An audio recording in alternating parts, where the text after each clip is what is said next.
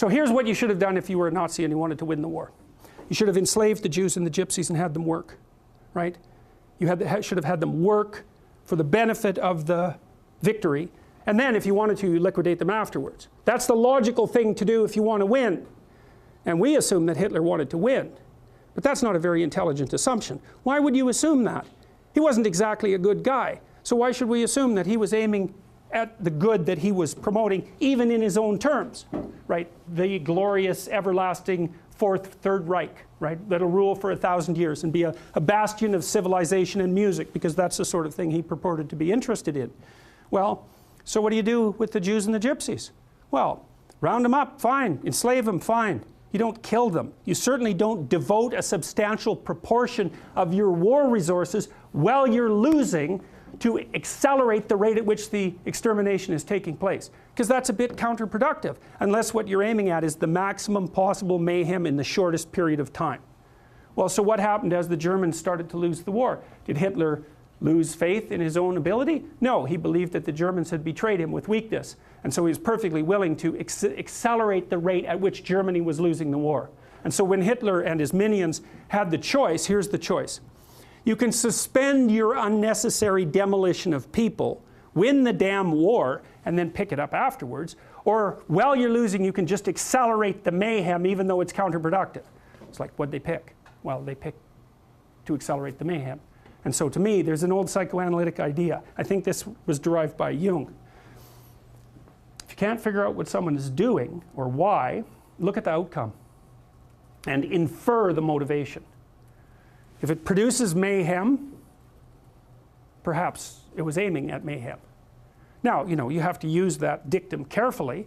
If someone's irritating you, maybe it's because you're irritable and you should sort yourself out, but maybe it's because they're actually aiming at irritating you. And that's the actual motivation. So perhaps not, but it's another tool in your analytical armament.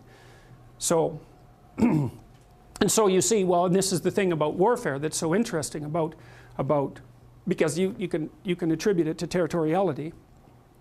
You can attribute it to a war for resources. That's what I would say, wretchedly simple-minded economists presume.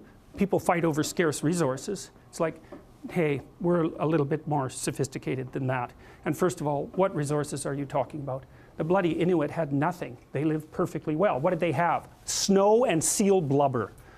People can live in unbelievably deprived conditions.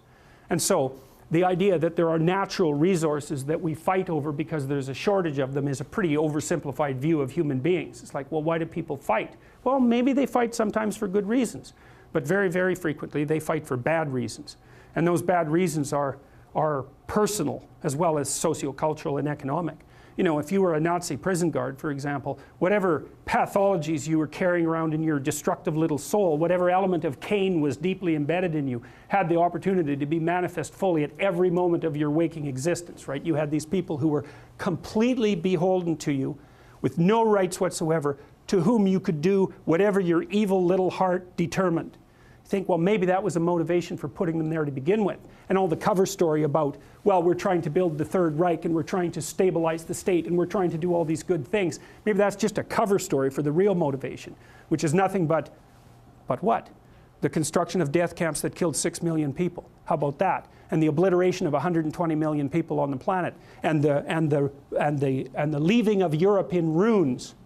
Maybe that was the motivation. Or are we going to attribute to Hitler the highest possible motives? Say, no, it's an archetypal manifestation of Cain. Now, he's going to put up a front that says, well, I'm your savior. It's like, well, destructive people think that Cain is their savior.